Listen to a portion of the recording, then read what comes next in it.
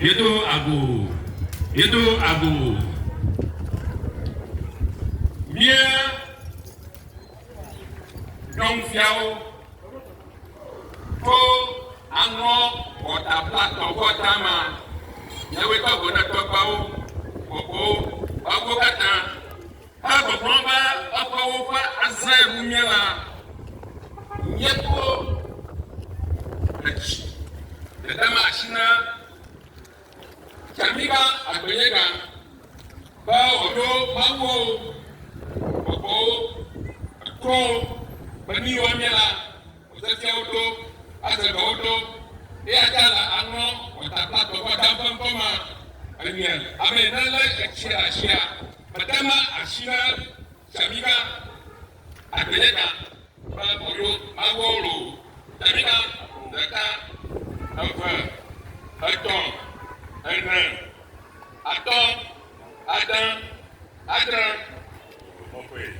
Donc alors, après là, on va combattre mon affaire. Yo, Amagao m'a fait tremi. M'a fait Hojedo, Horuta, Hoibo. M'a fait Hojedo, Horuta, Hoibo.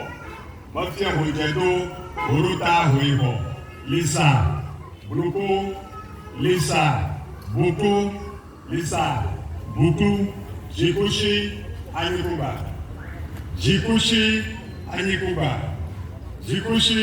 Anikuba. Oh, Mauyewa, Yeyo, Ote pour la fille à me là, Yellow Doma.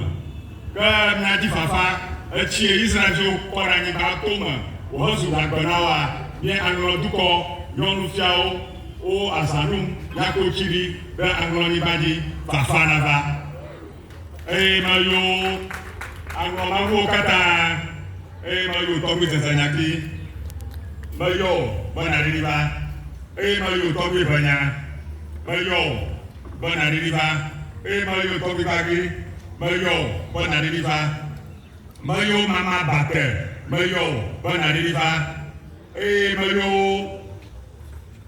Mayo togi enyiba, mayo kaka bana diriva, mayo togi di tokoni, mayo mi bana diriva, mayo aga nglo mago kata, mayo mi mayo chafu, mayo mu, mayo baga, mayo jo, mayo mi kata bana diriva, anuma kasio, nyada anglo ni banja fi, mau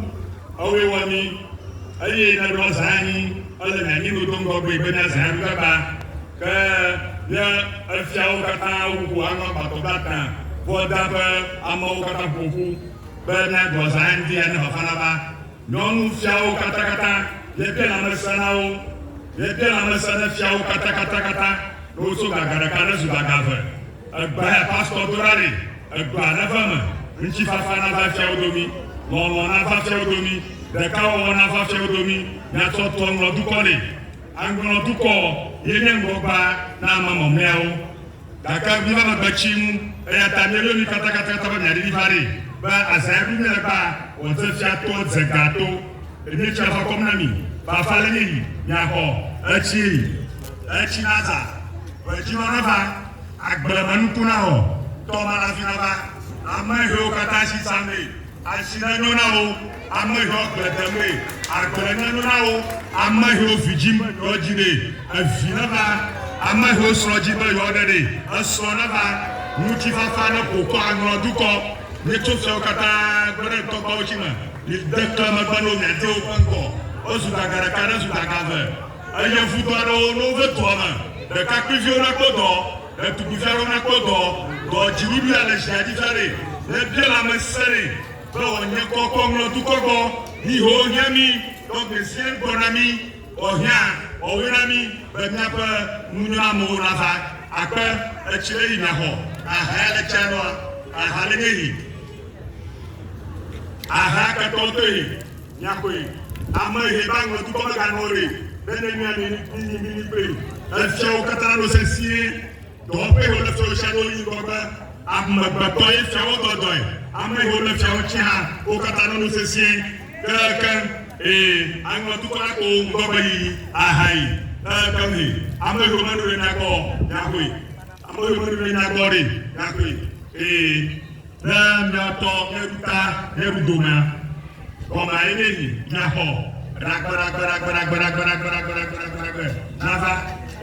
nanu na ma togodo kamkatare nafa ngodu ko nanu kata me kata no tapakayama arwa sahari nunu na nafa no wasare go kwatare ngomba yi nafa kiche bana fiori